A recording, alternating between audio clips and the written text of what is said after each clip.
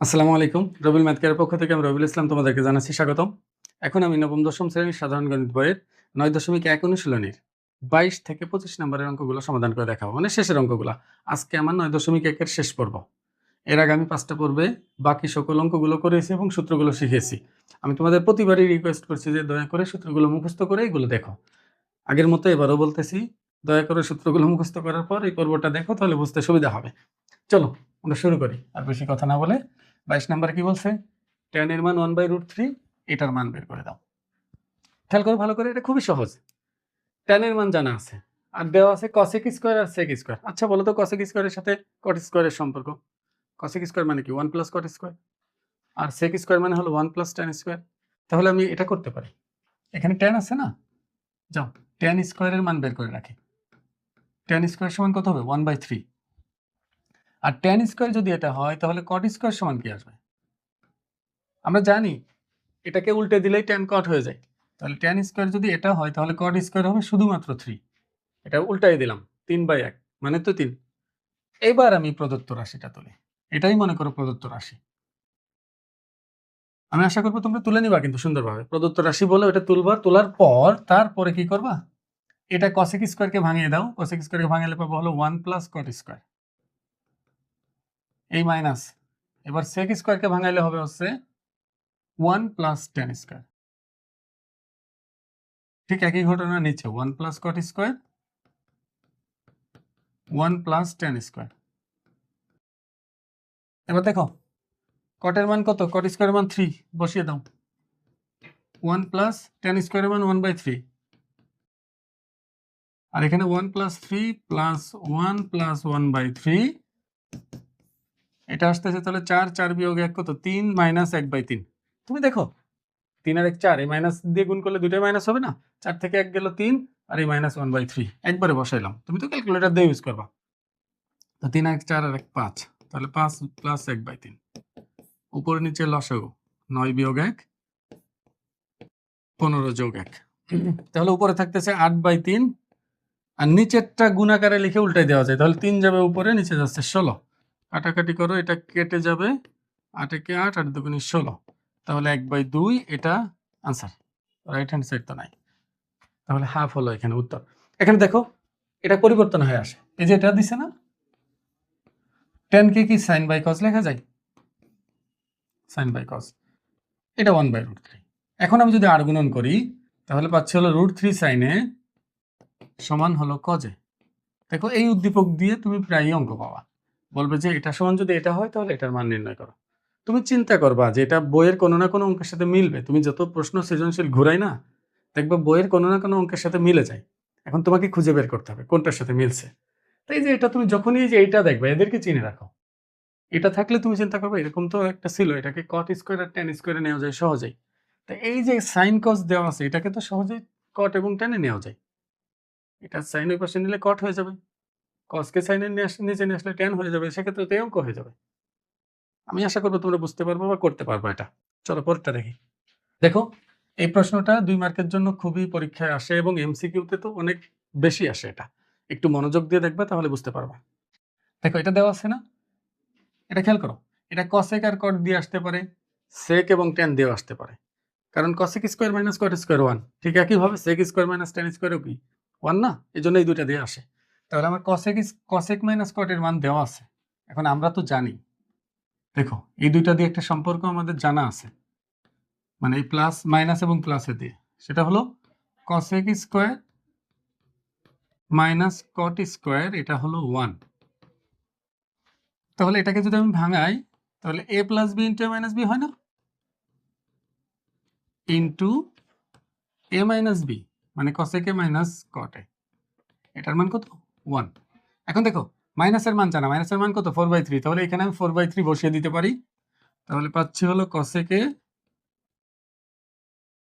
Plus cot a, এটা হবে হলো 4/3 সমান হলো 1। এবার 4/3 কে ডানে পাঠাই দেই, তাহলে cosec a plus cot a সমান হবে হলো 3/4। উল্টে যাবে, নিচেরটা উপরে যাবে, উপরেরটা নিচে যাবে। তাহলে এটা आंसर। এটা এমসিকিউতে খুব বেশি আসে। একটু ভালো করে লক্ষ্য করো, এটার মান মাইনাসের মান যা থাকে প্লাসের মান তার বিপরীত হয়। cosec a plus cot a তার উল্টে যায়, 4/3 থাকলে 3/4, a/b থাকলে ওটা b/a হয়ে যাবে। কিন্তু একটা জায়গায় ঝামেলায় তোমরা পড়বা, সেটা হলো প্রশ্ন কিন্তু এভাবে ঘুরাই দেয় মাঝে মধ্যে। তোমাকে বলে দিবে cosec a plus cot a, cosec a plus cot a সমান মনে করো এখানে a/b। এখন তোমাকে জিজ্ঞেস করলো cot a মাইনাস cosec এর মান কত। এখন তুমি বললে স্যার তো বলেছিল শুধু এটা উল্টে দিলেই হয়। তুমি এখানে উল্টে দিয়ে এসে বাসায় এসে দেখলে তোমার উত্তর হয়নি, তখন তো সমস্যা। এখানে কেন হবে না আমি বলি, দেখো আমি তোমাকে শিখিয়েছি কসেককে আগে রেখে কটকে পরে রেখে, মানে a মাইনাস বি টাইপের থাকলে। আর এখানে দেখো কট a মাইনাস কসেকে চেয়েছে তোমার কাছে, মানে কট আগে কসেকে পরে। খেয়াল রাখবা, খুব সতর্ক থাকবে যদি দেখো যে কট আগে কসেকে পরে, মাইনাসের ক্ষেত্রে বিশেষ করে। প্লাসেরটা তো আগে পিছে কোনো ব্যাপার না, এটা দিকে থাকলেও কোনো সমস্যা নেই, কিন্তু সমস্যা এটার ক্ষেত্রে। যদি মাইনাসের ক্ষেত্রে দেখো কট আগে বা ট্যান আর সেকের ক্ষেত্রে ট্যান আগে, তাহলে এটা উল্টাবা কিন্তু সামনে একটা মাইনাস দিয়ে দিবা। তুমি হিসাব করে দেখো মাইনাসে আসবে। যেমন এটার ক্ষেত্রে দেখো, এটা যদি 3/4 হয়, এটার মান 4/3 আসবে, কিন্তু এটা প্লাস এটা মাইনাস বানাতে গেলে উভয় পাশে আবার মাইনাস দিয়ে গুণ করতে হবে না, তখন -4/3 আসবে। এটা কিন্তু খেয়াল রেখো, এটা কিন্তু পরীক্ষা অনেক বেশি আসে এটা উল্টে দিয়ে বিভ্রান্ত করার জন্য। আশা করি যে বুঝতে পারছো। পরেরটা দেখো, দেখো এই প্রশ্নটাও বেশ ভালো প্রশ্ন। দেখো cot এর মান দেওয়া আছে, আমাকে a sin a minus b cos a আর a sin a plus b cos এর মান বের করতে বলছে। এটা দেখলে একটা বিয়োজন যোজন ভাব আসে, আর যোজন বিয়োজন একটা ভাব আসে। আর দেখো এখানে cot এর মান দেওয়া আছে, এখানে cot এর জায়গায় tan ও দেওয়া থাকতে পারে, tan দেওয়া থাকলেও বের করা যায়। একটু ভালো করে লক্ষ্য করো, আমাকে cot a সমান b/a দিয়ে দিচ্ছে, আর আমাকে দরকার sin a sin a minus b cos a আর a sin a plus b cos a। তাহলে আগে আমরা sin cos a নিয়ে যাই, এটাকে cos a by sin a লিখতে পারি, আর এটা হলো b/a। একটু ভালো করে খেয়াল করো, এখানে sin এর সাথে a আর cos এর সাথে কি b। তাহলে আমি একটা কাজ করি, আমি চাই cos এর সাথে b আসুক আর sin এর সাথে a আসুক, তাহলে b/a দ্বারা গুণ করলেই তো হচ্ছে। তাহলে আমি b/a দ্বারা উভয় পক্ষকে গুণ করি, তাহলে এখানে আসবে হলো b/a into cos a by sin a। তার মানে লবের সাথে b গুণ হবে, হরের সাথে a গুণ হবে। ডান পাশে একই ঘটনা, লবের সাথে b গুণ, হরের সাথে a গুণ। তাহলে কি করছি, উভয় পক্ষকে b/a দ্বারা গুণ করছি। এবার দেখো এখানে মনে হচ্ছে না বিয়োজন যোজন করা হয়েছে, কিন্তু আমি তোমাদের যখন যোজন বিয়োজন শেখাই তখন কিন্তু বলেছিলাম লব কিন্তু অপরিবর্তিত থাকে, মানে লব যোগ হর বাই লব বিয়োগ হর অথবা লব বিয়োগ হর বাই লব যোগ হর আসে, এটা কিন্তু বলছিলাম। কিন্তু এখানে তো বি উপরে আছে, তাহলে উল্টাই নেই, সমস্যা নেই। উল্টাই নিতে গেলে মানে ব্যস্তকরণ করলে এক পাশে করলে হয় না, দুই পাশেই করতে হয়। তাহলে ডান পাশও করব, দুই পাশে উল্টাই নিলাম, যেটাকে বলা হয় ব্যস্তকরণ করা, লিখে রাখতে পারো, সমস্যা নেই। এইবার আমি বিয়োজন যোজন করি। বিয়োজন যোজন কি ছিল, লব বিয়োগ হর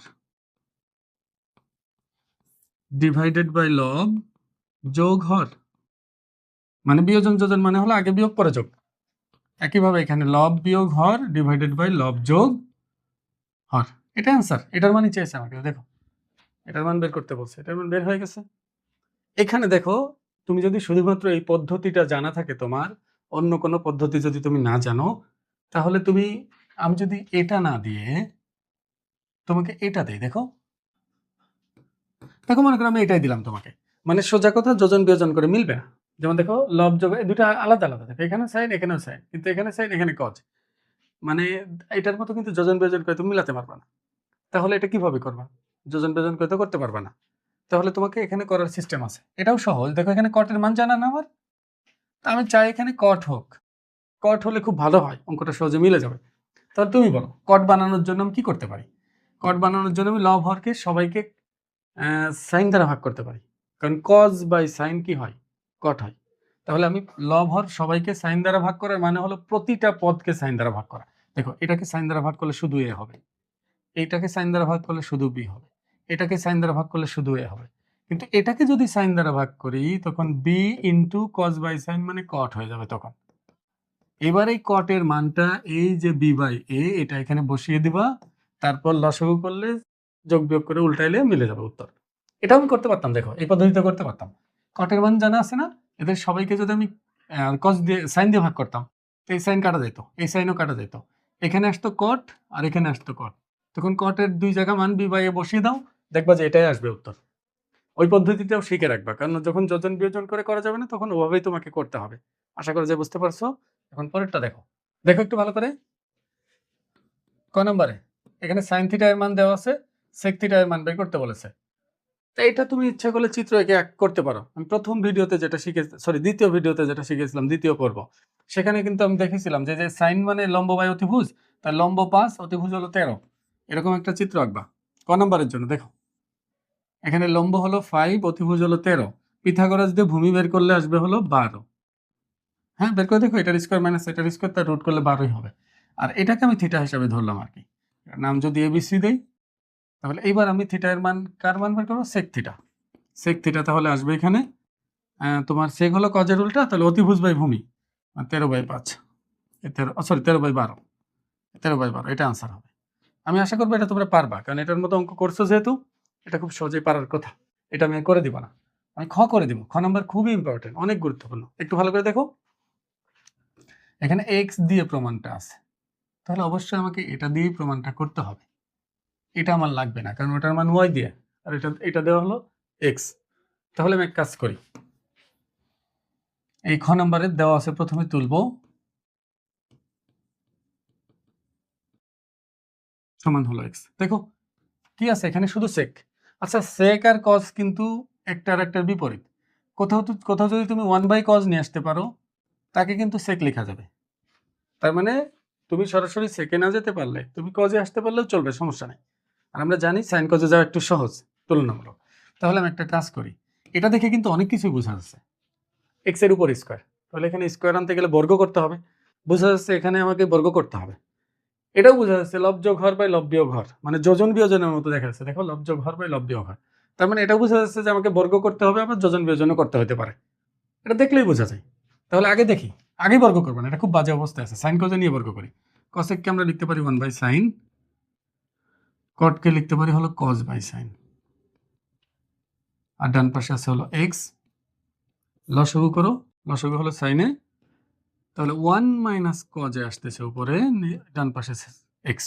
এবার বর্গ করি, এবার বর্গ করলে নিচে বর্গ করলে হবে সাইন স্কোয়ার, আর উপরে বর্গ করলে হবে হলো 1 - cos এ তার হোল স্কোয়ার, আর ডান পাশে বর্গ করলে হবে এক্স স্কোয়ার। দেখো আমি কিন্তু বলেছিলাম আমি কজে নিতে পারলে আমার বেশি সুবিধা হবে, তাহলে সেকে যাওয়া যাবে। তা কজ তো উপরে আছেই, থাক না, নিচের সাইন স্কোয়ারকেও কজ বানিয়ে নিই, তাহলে আমার পক্ষে চলে আসবে সবাই। তাহলে সাইন স্কোয়ারকে আমি লিখতে পারি হলো 1 - cos স্কোয়ার। আর এই উপরে যেটা আছে এটা এভাবেই রেখে দিই, এটা কিন্তু সূত্র ভাঙাই না, সূত্র ভাঙাইলে কিন্তু পরে আরো ভেজাল হয়ে যাবে, উল্টা নিচের সাথে কাটাকাটি করতে পারবো এখন আমি। তাহলে এখানে আমরা পাচ্ছি a plus B into a minus B, মানে 1 + cos ইন্টু 1 - cos, কারণ a square minus B square কল্পনা করে এটাকে, 1 এর উপর একটা স্কোয়ার আছে চিন্তা করো, তাহলে a square minus B square হয়ে যাবে না। আর উপরে আছে 1 - cos দুইটা, 1 - cos দুইবার আছে, তাহলে একটা কেটে গেল। তাহলে উপরে 1 - cos, নিচে 1 + cos, ডান পাশে এক্স স্কোয়ার। তা একবার যোজন বিয়োজন করলে এটা মিলে যাবে। এখন দেখো আমি যদি যোজন বিয়োজন করি, এখানে দেখো এটা দেখে কিন্তু বোঝা যাচ্ছে যোজন বিয়োজন করতে হবে, তার নিচে কিছু নেই, মানে একটা 1 আছে। দেখো যোজন বিয়োজনের নিয়ম ছিল হচ্ছে লব যোগ হর বাই লব বিয়োগ হর।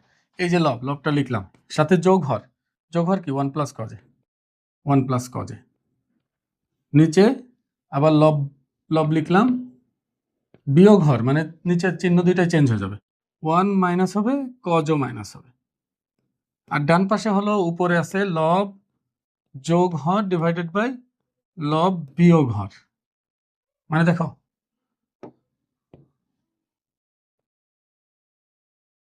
দেখো আমি কিন্তু যোজন বিয়োজন করছি, সাইড নোট দিয়ে দিও। এই যে লব যোগ হর বাই লব বিয়োগ হর, এখন কেটে গেল এটা, আর এখানে কাটলো 1, তাহলে উপরে 2 আর নিচে -2 কজে, আর ওখানে পাচ্ছি হলো x square plus 1 divided by, এটা তো এমন আসার কথা ছিল না, এখানে তো এক্স স্কোয়ার -1। দাঁড়াও আমি আর 2 লাইন করি, তারপর প্রশ্নটা আবার মিলাই দেখতে হবে ভুল তুলছে কিনা। তাহলে -1/cos এ সমান হলো x square plus 1 divided by x square -1। আচ্ছা এখানে তো মাইনাস সেকে আসতেছে, তাহলে আমার মনে হয় প্রশ্নটা আমি ভুল তুলছি। যদি প্রশ্ন উত্তর এটা থাকে, দেখো মাইনাস দ্বারা গুণ করলে এখানে আসবে হলো সেকে, আর এখানে যে কোনো একটা জায়গায় দেখো যখন আমি মাইনাস দ্বারা গুণ করবো, হয় লবকে চেঞ্জ করবো না হলে হরকে চেঞ্জ করবো, একটা চেঞ্জ করলে হয়। আমি হরকে চেঞ্জ করি, হরকে চেঞ্জ করলে 1 - x² হবে, 1 - x², আর এখানে আসবে 1 + x²। আমার মনে হয় খুব সম্ভবত এইটা প্রশ্নে আছে। এটা মনে হচ্ছে ভুল তুলছি। তোমরা একটু দেখে নিও। আমি তো এখানে কোনো ভুল পাচ্ছি না। এটাই হবে। আমার বিশ্বাস এটা হবে। হয় এখানে চেঞ্জ হবে। এটা প্লাস হবে, না হলে এটা চেঞ্জ হবে। যেকোনো একটা চেঞ্জ হবে।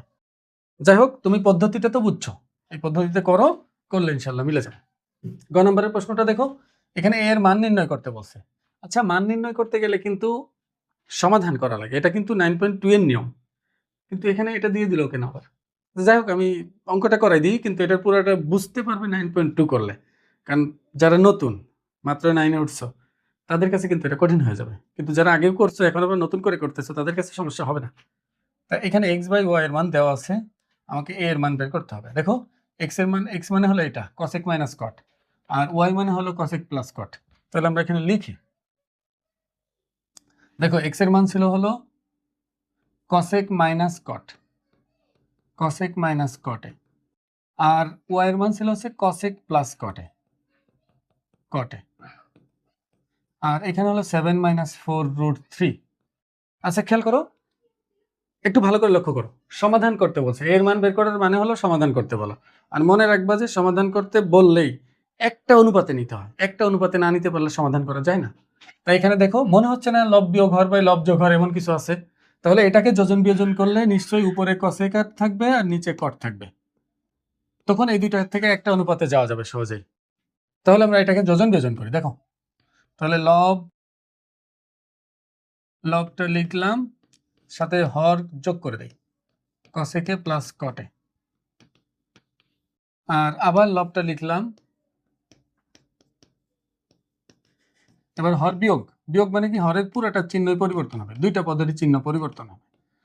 তাহলে এখানে নিচে কিছু না, মানে একটা 1 আছে। তাহলে লব যোগ হর ডিভাইডেড বাই লব বিয়োগ হর। তাহলে এখানে কট কট কাটা, এখানে কসেক কসেক কাটা। তাহলে উপরে 2 কসেকে থাকতেছে আর নিচে -2 কটে থাকতেছে। এখানে 7 আর 1 8, 8 বিয়োগ 4√3, আর এখানে 6 বিয়োগ 4√3, 2 2 কাটা। আবার দেখো, কসেককে আমরা ইচ্ছা করলে লিখতে পারি 1/sin, একটা অনুপাতে নিব না। আর কটকে লেখা যায় হলো cos/sin, cos/sin।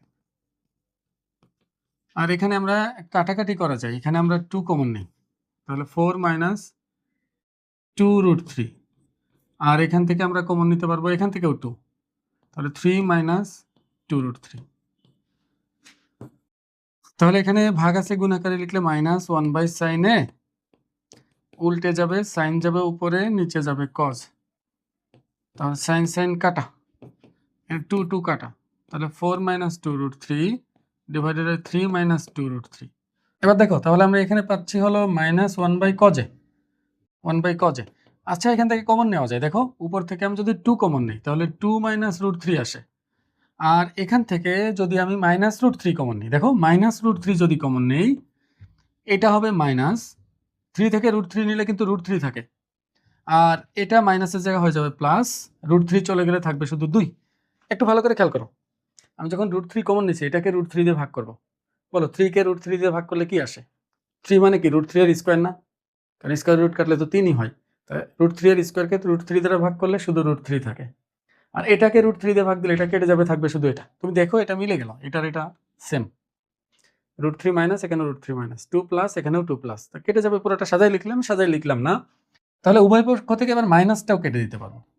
তাই এবার উল্টে লিখি, এটাকে উল্টাই দিই। তাহলে cos a সমান হলো √3/2। দুটাকেই উল্টালাম, বাম পক্ষ উল্টাইছি, ডান পক্ষ উল্টাইছি। এখন বলো, cos কত ডিগ্রির মান, √3/2। এটা দেখো, তোমরা যারা মাত্র 9.1 করতেছো, তোমরা শুধু আমি যে মানটা বলতেছি এটা মেনে নাও। পরে 9.2 যখন করবো, তুমি তখন ক্লিয়ার হয়ে যাবে কেন এটার মান এটা আসে। কারণ আমি তো এখনো 9.2 শিখাইনি। তো এখন আপাতত দেখো, √3 হয় হলো cos 60 ডিগ্রির মান, সরি 30 ডিগ্রির মান। তার মানে √3/2 হলো cos 30 ডিগ্রির মান। তার মানে cos 30 ডিগ্রি এখানে লিখতে পারি। তা cos cos উভয় পাশ থেকে বাদ গেলে, এখানে কিন্তু cos cos কেটে দিছি এমন কথা বলা যাবে না। এটা একটা সূত্র, cos a সমান যদি cos y হয়, তাহলে অবশ্যই x আর y সমান হবে। তাহলে cos a সমান cos 30 ডিগ্রি, অবশ্যই a আর 30 ডিগ্রি সমান হবে।